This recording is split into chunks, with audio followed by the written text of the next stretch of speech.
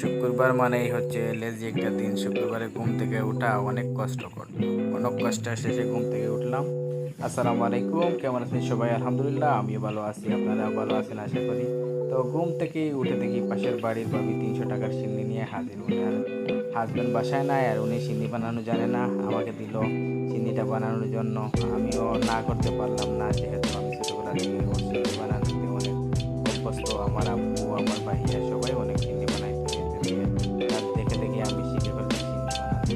তো সিন্নি বানাতে তেমন একটা ঝামেলা হয় না, মোটামুটি প্রসেসটা এবং মেজারমেন্টটা ঠিকঠাক রাখলেই অনেক সুন্দর সিন্নি বানানো যায় অনেক সহজে, অল্প সময়ের মধ্যে। আমার খুব একটা সময় লাগেনি, আধা ঘন্টা সময় লাগছে। আধা ঘন্টার মধ্যেই হয়ে গেছে সিন্নি। আবার সিন্নিটা মোটামুটি কেমন হইব না হবে এটা প্রথমে একটু কনফিউজ ছিলাম, যেহেতু অনেকদিন বানাইনি। তারপর মাশাআল্লাহ সিন্নিটা অনেক সুন্দর হয়েছে, খেতে অনেক সুস্বাদু। সিন্নি শেষে নামাজ পড়লাম, নামাজ থেকে এসে ফ্রেশ হয়ে খেতে বসলাম। আম্মু মাছের ডিম রান্না করছে, ভাজি করছে, আর মাছ রান্না করছে, আর সাথে আবার এই ডাল। আমার যা কিছু খাই সাথে ডাল অবশ্যই লাগবে।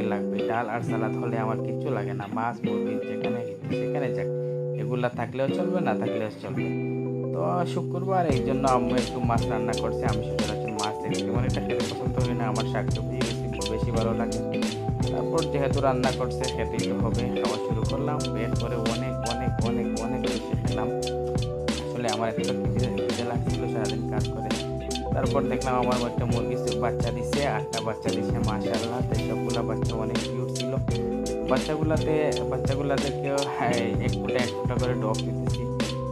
প্রথম দিনে যদি ডব দেওয়া যায় তাহলে বাচ্চাগুলো অনেক শক্তিশালী হয়, আর পরবর্তীতে অনেক রোগবালাই কম হয়। এই জন্য আমি আমাদের বাড়িতে মুরগি হলেই প্রথমে আমি ডব দিয়ে দিই। তারপর আর রোগবালাই অনেক কম থাকে, অনেক শক্তিশালী হয়ে থাকে।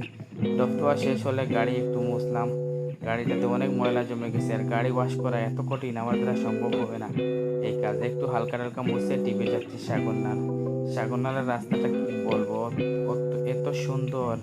দুই পাশ দিয়ে গাছ আর গাছ, মাঝখান দিয়ে সারি সারি রাস্তা তো এত সুন্দর যে কোনোখানে বাঙ্গাও নাই, কাদাও নাই, কোনো কিছু নাই। আর এই যে দেখতেছেন মুকাম, আরে বাবা, মুকামের সামনে দিয়ে বিয়ে এই দিনেও ওইখানে সাগরনালা গিয়ে তো হতবাক, এত ঝিম ঝিম ঝিম ঝিম বৃষ্টি পড়তেছে। বৃষ্টিতে ভাই আমাদের দূরকে আবার বৃষ্টি নাই, কিন্তু সাগরনালা গিয়ে দেখি বৃষ্টি কিন্তু শেষ নাই। সাগরনালা থেকে সোজা ঢুকলাম রাজমহলে একটু হালকা নাস্তা করার জন্য। একটা কেক, একটা স্প্রাইট নিলাম। স্প্রাইট আমার বরাবরই পছন্দ, সাথে যদি কেকের কম্বিনেশন হয় তাহলে তো বলাই নাই। এরপরে পান খেতে গিয়ে দেখি আমার জাকির ভাইয়ের সাথে দেখা হলো। দুজনে একটু পান খেলাম। পান খেয়ে বাসায় এসে একটু